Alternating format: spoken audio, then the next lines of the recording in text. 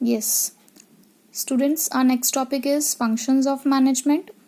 जब मैंने आपको डेफिनेशन एक्सप्लेन की थी तो उसमें मैंने काफ़ी हद तक आपको फंक्शंस ऑफ मैनेजमेंट को समझा दिया था कि फंक्शंस ऑफ मैनेजमेंट क्या होते हैं, बट अब इन्हें थोड़ा सा डिटेल में पढ़ लेते हैं।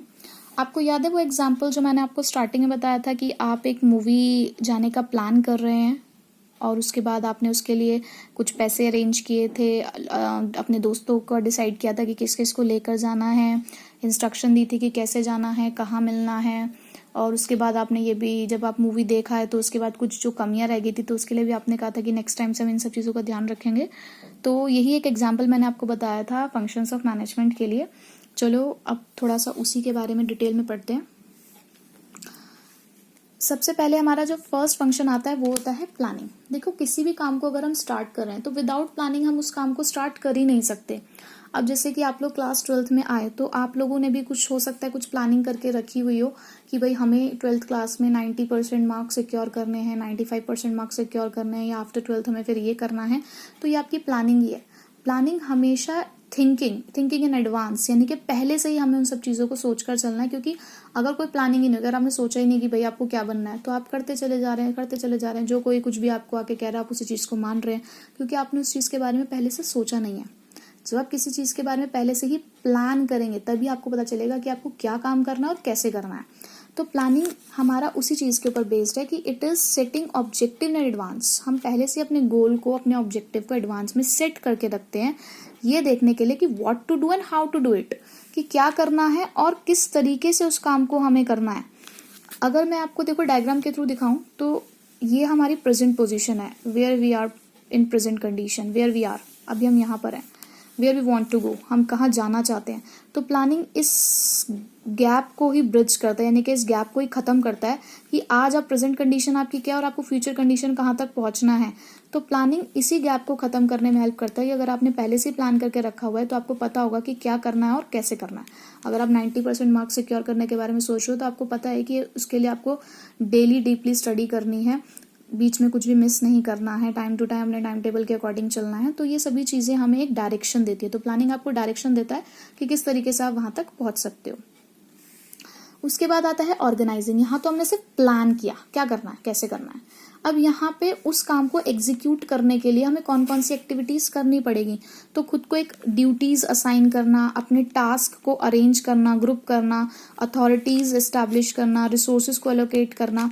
जैसे कि आपने 90% मार्क्स के लिए तो सोच लिया कि हमें अचीव करना है, तो उसके लिए आपने क्या करा कि कौन कौन सी बुक्स को हम प्रेफर करेंगे, हम किस तरीके से कौन से टीचर की उसको फॉलो करेंगे, उसके अलावा कौन कौन से अदर रिसोर्सेज की हमें ज़रूरत पड़ेगी, कौन से नोट्स की हमें ज़रूरत पड़ेगी, अपने टास्क को अरेंज करना कि कब कब पढ़ना है, हमें किस किस तरीके से पढ़ना है। तो वो सभी चीज़ें आप ऑर्गेनाइजिंग में करते हो। बेसिकली ऑर्गेनाइजिंग का मतलब होता है अरेंजमेंट करना चीज़ों का। ठीक है, यहाँ पे अभी हमने सिर्फ अरेंज किया, अभी भी हमारा वर्क स्टार्ट नहीं हुआ है। उसके बाद आता है स्टाफिंग। स्टाफिंग का मतलब होता है putting the right person for the right job eight right time. सही लोगों को सही टाइम पे सही जॉब पर प्लेस करना ही स्टाफिंग कहलाता है। किसी भी ऑर्गेनाइजेशन की सक्सेस के लिए उसका स्टाफ बहुत मैटर करता है। अगर हमारा स्टाफ अच्छा होगा तो हमारा ऑर्गेनाइजेशन काफ़ी सक्सेसफुल हो सकता है, और अगर वहीं हमने कोई एक गलत स्टाफ अपॉइंट कर दिया तो वो हमारे ऑर्गेनाइजेशन को डुबा भी सकता है। तो स्टाफिंग का फंक्शन बहुत इंपॉर्टेंट होता है हमारे लिए, और बहुत कॉम्प्लेक्स भी है ये फंक्शन। और इस फंक्शन के अंदर हम उनका रिक्रूटमेंट मतलब लोगों को इनवाइट करना, अपने यहाँ पे कैंडिडेट्स को, उनको सिलेक्ट करना, फिर उनको उनकी जॉब पोजीशन दे देना, उनको ट्रेनिंग देना, कंपेंसेशन यानी कि कैसे कैसे उनको पैसे दिए जाएंगे, ये सब डिसाइड करना। तो स्टाफिंग अपने आप में एक बहुत बड़ा फंक्शन है जो बहुत इंपॉर्टेंट होता है किसी भी ऑर्गेनाइजेशन के लिए। तो थर्ड फंक्शन आपका हो गया स्टाफिंग। फोर्थ है डायरेक्टिंग। अभी यहाँ पर हमने स्टाफ रखा था, अब हम दे रहे हैं उनको गाइडेंस। डायरेक्टिंग का मतलब होता है इंस्ट्रक्शन।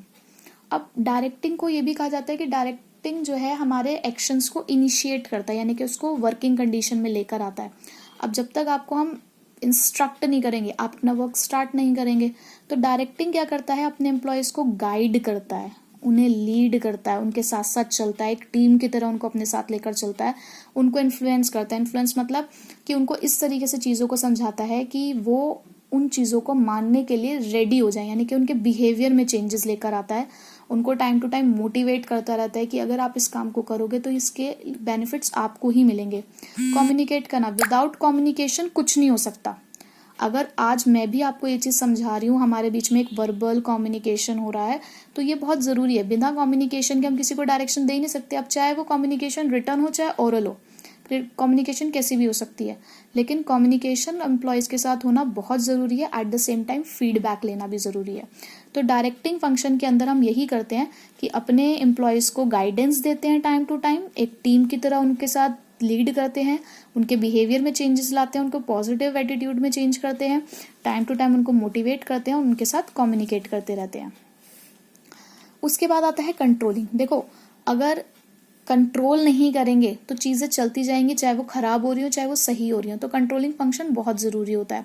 कंट्रोलिंग फंक्शन अब तक जो आपने किया है उन सभी चीज़ों को चेक करता है, एनालाइज करता है। हमने यहाँ पर प्लानिंग के अंदर कुछ गोल्स बनाए थे, कुछ ऑब्जेक्टिव सेट किए थे, और डायरेक्टिंग के बाद वो हमारे परफॉर्मेंस हो जाती है। तो कंट्रोलिंग फंक्शन उसी एक्चुअल परफॉर्मेंस को स्टैंडर्ड परफॉर्मेंस के साथ कंपेयर करता है, चेक करता है। आपने 90% का डिसाइड किया था, आपका रिजल्ट अब हम चेक करेंगे कि सपोज आपके आए 85%, तो हमने कंपेयर किया कंट्रोलिंग के अंदर, तो कितने परसेंट से डिफरेंस रहा? 5% से। तो ये 5% होता है डेविएशन। सपोज अभी फर्स्ट टर्म हुआ, आपने 90% का टारगेट ले रखा था, आपको पता चल गया कि आपके 5% कम आया है। तो नेक्स्ट टाइम अब जब आप आगे फर्दर प्री बोर्ड की प्लानिंग करोगे तो आप अपने उस 5% को किस तरीके से रिमूव करना है, उस डेविएशन को, आप उसके ऊपर वर्क करोगे। यानी कि कुछ ऐसे स्टेप्स लोगे आप ताकि अपने उस डेविएशन, उस डिफरेंसेस को आप करेक्ट कर सको। तो कंट्रोलिंग फंक्शन पहली बात तो डेविएशंस निकालने में हेल्प करता है, डिफरेंसेस निकालने में हेल्प करता है, और फिर उन्हीं चीज़ों को रेक्टिफाई करता है, यानी कि करेक्ट करता है, राइट। तो ये हमारे 5 फंक्शंस थे मैनेजमेंट के जो हम परफॉर्म करते हैं। पहला प्लानिंग, जिसके अंदर हम ऑब्जेक्टिव सेट करते हैं एडवांस में।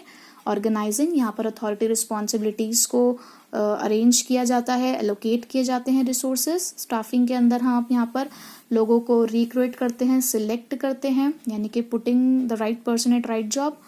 उसके अलावा डायरेक्टिंग के अंदर इंस्ट्रक्शन वर्क चलता है हमारा, कम्युनिकेशन चलता है, मोटिवेशन चलता है। कंट्रोलिंग फंक्शन के अंदर मॉनिटरिंग होती है उन सभी एक्टिविटीज़ की।